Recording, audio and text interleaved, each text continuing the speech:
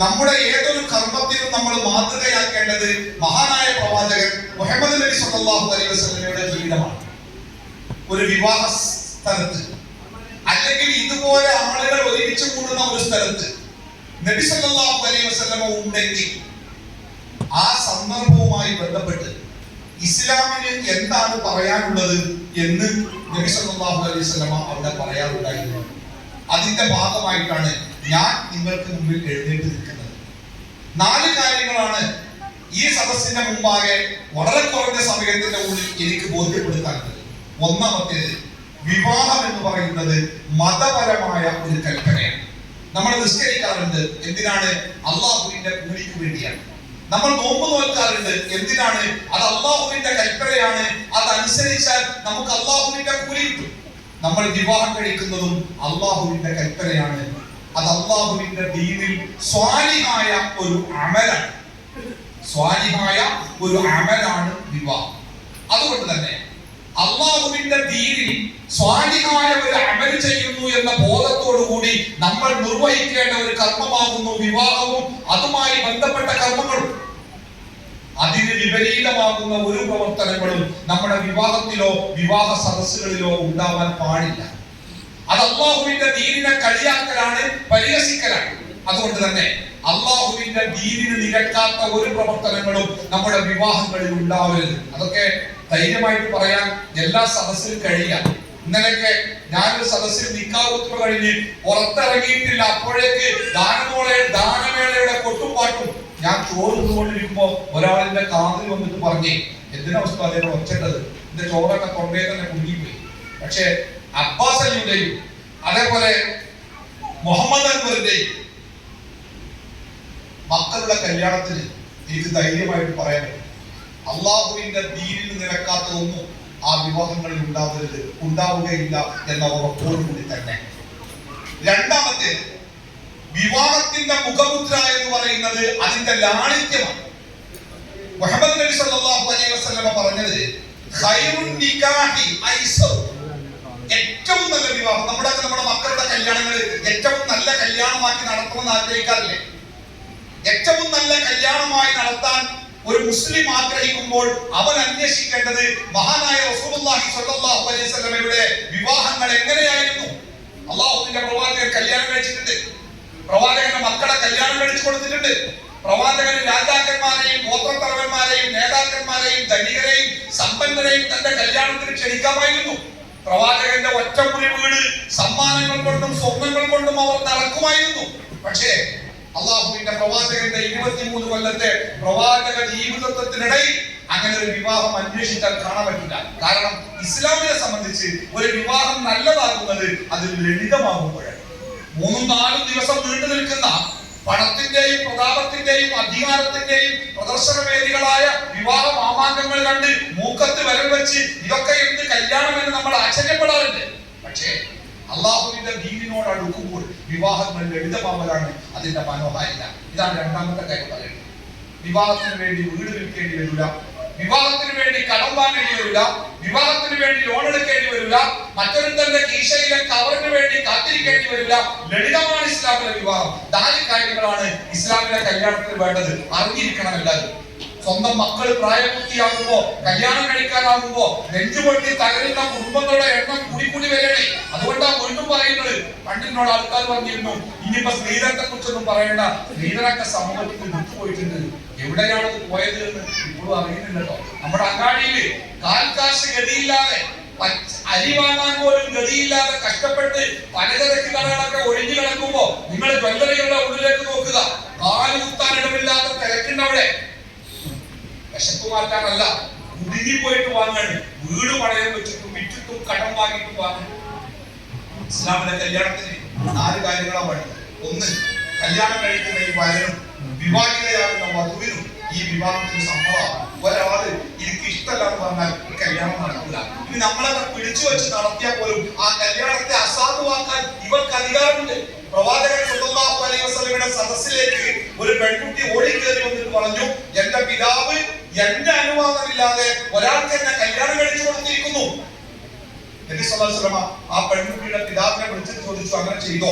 അയാൾ പറഞ്ഞു, നല്ല ഒരു ചെറുപ്പക്കാരനാണ് പ്രവാചകനെ, ഞാൻ എന്റെ മകളുടെ ഭാവിയാണ് കണ്ടത്. പ്രവാചകൻ ആ പെൺകുട്ടിയോട് പറഞ്ഞത്, നിനക്ക് ഇഷ്ടമില്ലെങ്കിൽ ഈ വിവാഹം അസാധുവാക്കാം, നിനക്ക് വേണ്ടെന്ന് പറഞ്ഞാൽ ഈ വിവാഹം അസാധുവായി. അപ്പൊ ആ പെൺകുട്ടി പറഞ്ഞത്, അല്ലാഹുവിന്റെ റസൂലേ, എന്റെ പിതാവ് എനിക്ക് കണ്ടെത്തിയ ഈ വരനിൽ ഞാൻ തൃപ്തനാണ്. പക്ഷെ ഞാൻ അങ്ങയുടെ മുമ്പിൽ പരാതി പറഞ്ഞത്, എനിക്ക് ശേഷമുള്ള എന്റെ വീട്ടിലെ സഹോദരിമാർ അറിയണം, അവർക്ക് അധികാരമുണ്ട്, വേണോ വേണ്ടെന്ന് പറയാം. മൂന്നാമത്തേത് മഹറാണ്. ഈ വിവാഹത്തിന് നിശ്ചയിക്കപ്പെട്ട ഒരു മഹറുണ്ട്. മഹർ എന്നാൽ പെൺകുട്ടി തന്റെ വിവാഹത്തിന് മൂല്യമായിട്ട് ആവശ്യപ്പെടുന്ന മൂല്യമുള്ള ഒരു സമ്മാനം, അതാണ് മഹർ. അത് ഉണ്ടായിരിക്കണം. നാലാമത്തേത് പെൺകുട്ടിയുടെ വാപ്പ. വാപ്പ ഇല്ലെങ്കിൽ വാപ്പയുടെ സ്ഥാനത്തുള്ള ഉത്തരവാദിത്തമുള്ള രക്ഷിതാവുണ്ടാവണം വിവാഹത്തിൽ. നമ്മുടെ നാട്ടിലെ ഒരു പുതിയ ട്രെൻഡ്, ആണും പെണ്ണും തമ്മിൽ ഇഷ്ടപ്പെട്ടു കഴിഞ്ഞാല് പിന്നെ വാപ്പാരും ഉമ്മാരും വേണ്ട, കൂട്ടവും കുടുംബമൊന്നും വേണ്ട.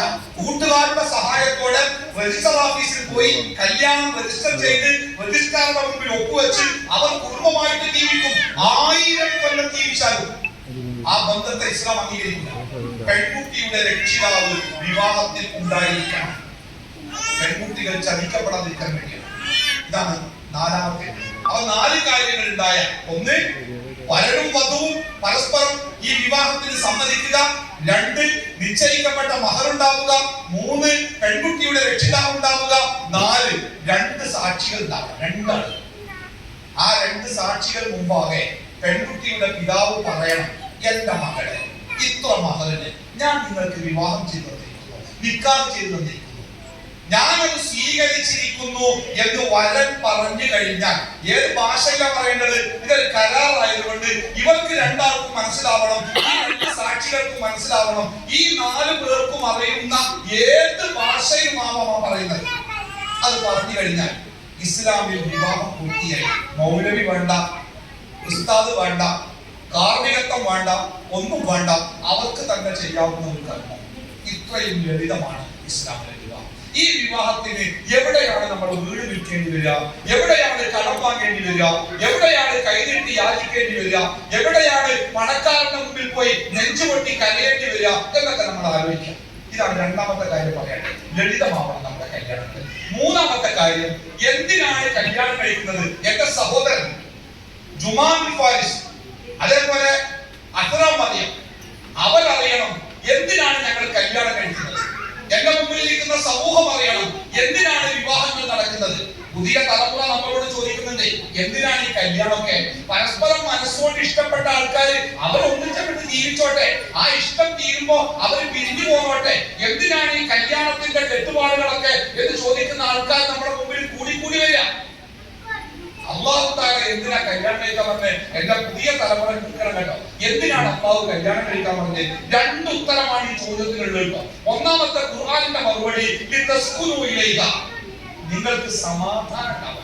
ഈ ലോകത്ത് ഒരാളിന്റെ ജീവിതത്തിന്റെ സമാധാനം അവന്റെ ജീവിത പങ്കാളിയുടെ സാന്നിധ്യമാണ്. അങ്ങനെയാണ് അള്ളാഹു ആണിനെയും പെണ്ണിനെയും പടച്ചിരിക്കുന്നത്.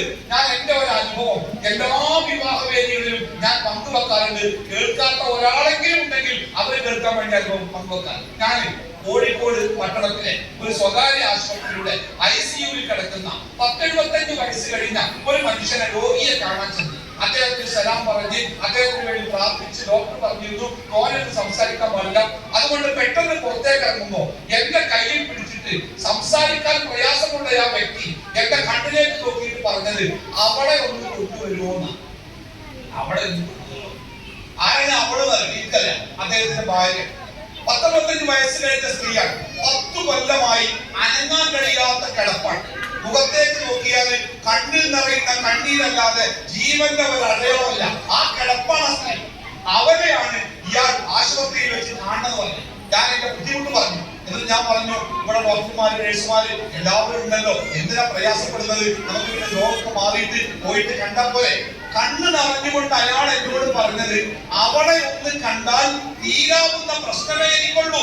75 വയസ്സ് കഴിഞ്ഞ് ICUവിൽ കിടക്കുന്നയാളാണ് തന്റെ പ്രിയപ്പെട്ടവരുടെ മുഖമൊന്ന് കാണാൻ ആ സമയത്തും ആഗ്രഹിക്കുന്നത്. നോക്കി നിങ്ങൾ, ആ ഇണകൾ തമ്മിലുള്ള പൊരുത്തത്തിലല്ലേ. ഒന്നും വേണ്ട, നമ്മളൊക്കെ വാപ്പാല് ദൂരസ്കരിക്കാനൊക്കെ പോയിട്ട് വെയിൽ കൊണ്ട് ഒന്ന് വിയർത്ത് വീട്ടിലേക്ക് കയറി വന്ന് ആ പുറത്തുകൊണ്ട് ഇങ്ങനെ മിന്നിക്കൊണ്ടിരിക്കുമ്പോ മക്കളോ മരുമക്കളോ ഒരു ഗ്ലാസ് വെള്ളവുമായിട്ട് വാപ്പാരുടെ മുമ്പിൽ ചെന്നാല് നമ്മുടെ മുഖത്തേക്ക് നോക്കാതെ വാപ്പ ചോദിക്കുന്ന ഒരു ചോദ്യമുണ്ട്, ഉമ്മ എവിടെ, ഉമ്മ എവിടെ?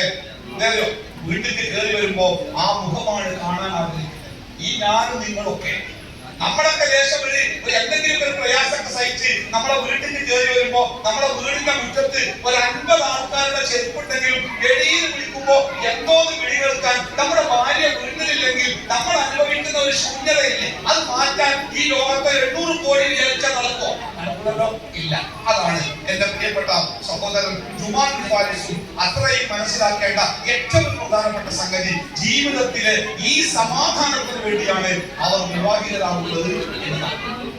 രണ്ടാമത്തേത്, റസൂലുള്ളാഹി സ്വല്ലല്ലാഹു അലൈഹി വസല്ലം പറഞ്ഞു, യാ മഅശറ ശബാബ് മൻ ഇസ്തതഅ മിൻകുമുൽ ബാഅത ഫൽയതസവ്വജ്.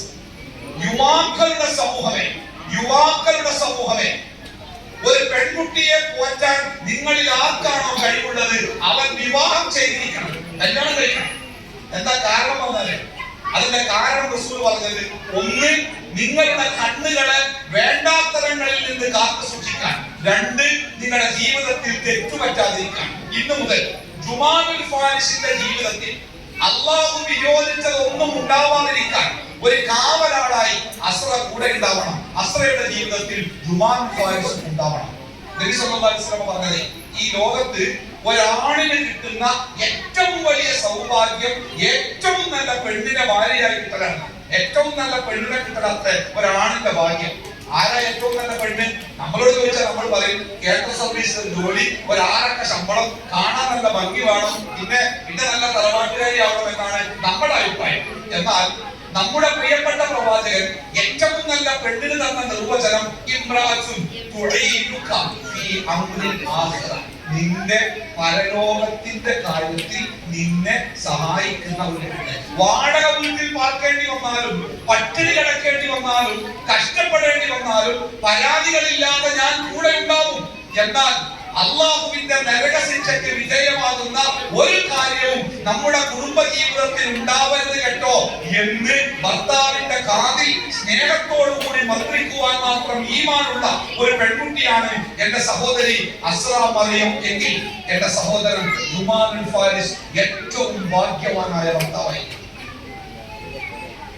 എന്റെ ജുമാനുൽ ഫാരിസിനോട് പറയുന്നത്, നിങ്ങളൊരു നല്ല ഭർത്താവാകണം. നല്ല ഭർത്താവ് എന്ന് പറഞ്ഞാൽ നിങ്ങൾ എല്ലാ വെള്ളിയാഴ്ചയും റോസ്റ്റ് വാങ്ങി കൊടുക്കുന്ന, അല്ലെങ്കിൽ പെരുന്നാളിന് ടൂർ കൊണ്ടുപോകണ, അല്ലെങ്കിൽ വലിയ വലിയ സമ്മാനങ്ങൾ വാങ്ങി കൊടുക്കുന്ന ഭർത്താവല്ല നല്ല ഭർത്താവ്. നല്ല ഭർത്താവ് എന്നാൽ അസ്രയുടെ ബാപ്പയുടെ അബ്ബാസിന്റെ ഭാര്യയുടെ ഇവിടെ, അസ്രയുടെ ഉമ്മയുണ്ട്, കുടുംബമുണ്ട്, കൂട്ടുകാരുണ്ട്. സ്നേഹം നിറച്ചു വെച്ച ഒരു കുടുംബത്തിൽ നിന്ന്, സ്നേഹിക്കാൻ മാത്രം അറിയുന്ന ഒരു കുടുംബത്തിൽ നിന്ന്, ആ കുടുംബത്തോട് കണ്ണുനീരോടുകൂടി യാത്ര പറഞ്ഞ് ഇന്ന് മുതൽ ജുമാനുൽ ഫാരിസിനെ വിശ്വസിച്ച് ഒരു പുതിയ കുടുംബത്തിലേക്ക്, ഒരു പുതിയ വീട്ടിലേക്ക്, ഒരു പുതിയ സാഹചര്യത്തിലേക്ക് ആ പെൺകുട്ടി ഇറങ്ങി പോവുകയാണ്. ചെറിയ മാറ്റമല്ലേ, വലിയൊരു മാറ്റം. തന്റെ പ്രിയപ്പെട്ടവരോട്, മാതാപിതാക്കളോട് യാത്ര പറഞ്ഞ് ജുമാനുൽ ഫാരിസിന്റെ കൂടെ ആ പെൺകുട്ടി ഇറങ്ങി പോരുമ്പോ ജുമാനുൽ ഫാരിസ് മനസ്സിൽ കുറിച്ചു വെക്കേണ്ട സംഗതി, എന്നെ വിശ്വസിച്ച് സകലരോടും യാത്ര ചോദിച്ച് എന്റെ കൂടെ ഇറങ്ങിപ്പോന്ന ആ പെൺകുട്ടിയെ നരകത്തിന്റെ തീജ്വാലകൾക്ക് ഞാൻ എറിഞ്ഞു കൊടുക്കൂല. എന്റെ സഹോദരി ഭാഗ്യവതിയാണ്. ആദർശബോധമുള്ള, മതബോധമുള്ള ഒരു പിതാവിന്റെ മകനാണ് ജുമാനുൽ ഫാരിസ്. മതം എന്താണെന്ന് അറിഞ്ഞവരാണ്, അത് ജീവിതത്തിൽ പുലർത്തുന്നവരാണ്. അതുകൊണ്ട് തന്നെ അള്ളാഹുവിന്റെ നരകശിക്ഷയ്ക്ക് വിധേയമാകുന്ന ഒരു പ്രവൃത്തിയും ആ കുടുംബത്തിൽ ഉണ്ടാവാതിരിക്കുമ്പോ അസ്ര ഏറ്റവും ഭാഗ്യവതിയായ പെൺകുട്ടിയെ. അവസാനിക്കട്ടെ, രണ്ടുപേരോടും, ജുമാനുൽ ഫാരിസിനോടും അസ്രയോടും എനിക്ക് അവസാനമായി പറയാനുള്ളത്, നന്നായിട്ട് സ്നേഹിക്കണം. ഒരു കുടുംബ ജീവിതത്തിന്റെ ശക്തിയും കരുത്തും ഭാര്യയും ഭർത്താവും തമ്മിലുള്ള പ്രണയത്തിന്റെ ശക്തി അനുസരിച്ചിരിക്കും. വർത്തമാനകാലത്ത് സാമൂഹ്യ മാധ്യമങ്ങളും പുതിയ ബന്ധങ്ങളും പുതിയ യാത്രകളും ഒക്കെ ബന്ധങ്ങളിൽ വിള്ളലുണ്ടാക്കുമ്പോ വിവാഹമോചനങ്ങളും കുടുംബകലഹങ്ങളും നമ്മുടെ ചുറ്റുഭാഗത്ത് സാർവത്രികമായിട്ടുണ്ട്. അതുകൊണ്ട് ജുമാനുൽ ഫാരിസിനോട് അസ്രയോട് പറയാനുള്ളത്, മനസ്സറിഞ്ഞ് സ്നേഹിക്കുക. മനസ്സറിഞ്ഞ് സ്നേഹിക്കുക, മനസ്സുകൊണ്ട് ഒന്നാവുക. ഒരു മുടിയിട പോലും ആ സ്നേഹത്തിൽ കളങ്കം വരാതിരിക്കാൻ എപ്പോഴും ശ്രദ്ധിക്കുക, അള്ളാഹുവിനോട് പ്രാർത്ഥിക്കുക. ഇസ്ലാമിൽ പ്രണയം എന്നത് വളരെ പുണ്യകരമായ ഒരു കർമ്മമാണ്. പക്ഷെ അത് വിവാഹത്തിന് ശേഷമാവണം. വിവാഹശേഷം ഭാര്യയും ഭർത്താവും തമ്മിലുള്ള പ്രണയം ഇസ്ലാമിൽ ഒരു പുണ്യകർമ്മമാണ്. വിവാഹത്തിന് മുമ്പ് നമ്മൾ ഇന്ന് കാണുന്ന സകലമായ പ്രണയ ചാപല്യങ്ങളും ഇസ്ലാമികമായി കടുത്ത തെറ്റാണ്. എന്നാൽ വിവാഹശേഷമാകുമ്പോ അതൊരു പുണ്യകർമ്മം. നബി സല്ലല്ലാഹു അലൈഹി വസല്ലം പറയണേ, ഭാര്യയും ഭർത്താവും പ്രണയത്തോടുകൂടി കണ്ണിൽ നിന്ന് കണ്ണിലേക്ക് നോക്കിയിരിക്കുമ്പോ അല്ലാഹുവിന്റെ അനുഗ്രഹം കൊണ്ട് അവർ മൂടപ്പെടും. ഭാര്യയും ഭർത്താവും പ്രണയത്തോടുകൂടി കൈവിരലുകൾ ചേർത്ത് പിടിക്കുമ്പോൾ അവരുടെ പാപങ്ങൾ മണ്ണിലേക്ക് ഊർന്നു വീഴും. അല്ലാഹുവിന്റെ ഹബീബിന്റെ വാക്കുകളാണ് സല്ലല്ലാഹു അലൈഹി വസല്ലം. നോക്കൂ, പ്രണയം എന്നത് മനസ്സിന്റെ ഉള്ളിൽ കെട്ടിക്കൂട്ടി വെക്കേണ്ട ഒരു സംഗതിയല്ല. മരിച്ചു കിടക്കുമ്പോ മരവിച്ച നെറ്റിയിൽ ഉമ്മ വെച്ച് നെഞ്ചു പൊട്ടി കരയാൻ വാക്കുവെക്കേണ്ട സംഗതിയല്ല. വാക്കിലും നോക്കിലും വിശ്വാസത്തിലും പ്രണയം ഉണ്ടാവണം. പ്രവാചകൻ സല്ലല്ലാഹു അലൈഹി വസല്ലം പറയണേ, അവിടുത്തെ ഭാര്യ ആയിഷ റളിയല്ലാഹു അൻഹ പറയുന്നു, ഞാൻ പ്രവാചകനെ കുടിക്കാൻ ഒരു പാത്രവുമായി പ്രവാചകന്റെ മുമ്പിൽ എത്തിയാൽ പ്രവാചകൻ എന്നോട് പറയും, നീ ആദ്യം കുടിക്കുക ആയിഷ. ഞാൻ ആ പാത്രം എന്റെ ചുണ്ടോട് ചേർത്ത് വെച്ച് എന്നിട്ട് ഞാൻ ആ പാത്രം പ്രവാചകന് കൈമാറിയ പ്രവാചകൻ ആ പാത്രം തിരിച്ചു പിടിക്കും. ആ പാത്രത്തിന്റെ ഏത് ഭാഗത്താണോ എന്റെ ചുണ്ടിന്റെ നനഞ്ഞ അടയാളമുള്ളത്, ആ അടയാളത്തിൽ തന്നെ പ്രവാചകൻ തന്റെ ചുണ്ടുകൾ ചേർത്ത് വെച്ച് അത് കുടിക്കും. മറയില്ലാത്ത പ്രണയം, പാസ്വേഡുകളില്ലാത്ത, പിൻ നമ്പറുകളില്ലാത്ത പ്രണയം. ആ പ്രണയത്തിലേക്കാണ് ഇസ്ലാം ദമ്പതികളെ ക്ഷണിക്കുന്നത്. അത് ഒന്നോ രണ്ടോ കൊല്ലത്തേക്ക് സ്നേഹിക്കാൻ പോരാ. കുട്ടികൾ ഉണ്ടാകുമ്പോൾ സ്നേഹിക്കാൻ പോരാ. 45 വയസ്സാകുമ്പോ ബെഡ്റൂമിലെ കട്ടിലുകൾ അങ്ങോട്ടും ഇങ്ങോട്ടും മാറ്റിയിട്ട് വേറെ കിടക്കുന്ന പ്രണയത്തെ കുറിച്ചല്ല ഇസ്ലാം സംസാരിച്ചത്. മരിക്കുന്നത് വരെ പ്രണയിച്ചാൽ പോരാ. മരണത്തിന് ശേഷം നാളെ റബ്ബിന്റെ സ്വർഗത്തിലേക്ക് ഞാൻ കയറി ചെല്ലുമ്പോൾ എന്റെ കൂടെ വലതു കൈ കൊണ്ട് ചേർത്ത് പിടിക്കാൻ എന്റെ പ്രിയപ്പെട്ടവൾ എന്റെ കൂടെ ഉണ്ടാകണം എന്ന് ആഗ്രഹിക്കാൻ എനിക്ക് പറ്റണം, ഓരോരുത്തർക്കും പറ്റണം. അപ്പോഴാണ് പ്രണയം പൂർണ്ണമാകുന്നത്. അതിനുവേണ്ടി പ്രാർത്ഥിക്കണം. വല്ലദീന യഖൂലൂന റബ്ബനാ ഹബ് ലനാ മിൻ അസ്വാജിനാ വദുർരിയാതിനാ ഖുർറത അയ്നി വജഅൽനാ ലിൽ മുത്തഖീന ഇമാമ. അല്ലാഹുവേ, ഈ ലോകത്ത് കുടുംബത്തിന് സന്തോഷം തരണേ, പരലോകത്ത് സ്വർഗ്ഗത്തിന്റെ ഔന്നിത്യത്തിൽ ഞങ്ങളുടെ കുടുംബത്തെ ഒരുമിച്ച് ചേർക്കണേ എന്ന് പ്രാർത്ഥിക്കാൻ അല്ലാഹു തആല നമ്മളെ പഠിപ്പിക്കുന്നുണ്ട്. വിവാഹിതരാകുന്ന ജുമാൻ ഫൈസ് അദ്ദേഹത്തിന്റെ ജീവിത പങ്കാളിയാകുന്ന അത്ര മറിയം രണ്ടുപേർക്കും അല്ലാഹു തആല അനുഗ്രഹം നൽകുമാറാവട്ടെ. സന്തോഷത്തോടെ ദീർഘകാലം ജീവിക്കുവാൻ ആയുസ്സും ആരോഗ്യവും അല്ലാഹു തആല പ്രദാനം ചെയ്യുമാറാവട്ടെ. ജീവിതത്തിന്റെ എല്ലാ അവസ്ഥയിലും അല്ലാഹുവിന്റെ ദീനിനെ മുറുകെ പിടിച്ച് ജീവിക്കുവാനുള്ള ഈമാനും വിശ്വാസവും അല്ലാഹു ഇവർക്ക് പ്രദാനം ചെയ്യുമാറാവട്ടെ. ഈ ലോകത്തും നാളെ പരലോകത്തും ഉപകരിക്കുന്ന സ്വാലിഹായ മക്കളെ നൽകി അല്ലാഹു ഈ ദമ്പതികളെ അനുഗ്രഹിക്കുമാറാവട്ടെ. അവരെ നമ്മുടെയും അല്ലാഹു ജന്നാത്തുൽ ഫിർദൗസിൽ ഒരുമിച്ച് തീർക്കുമാറാവട്ടെ. ربنا آتنا في الدنيا حسنة وفي الآخرة حسنة وقنا عذاب النار. وصلى الله على محمد وعلى آله وصحبه أجمعين. الحمد لله رب العالمين.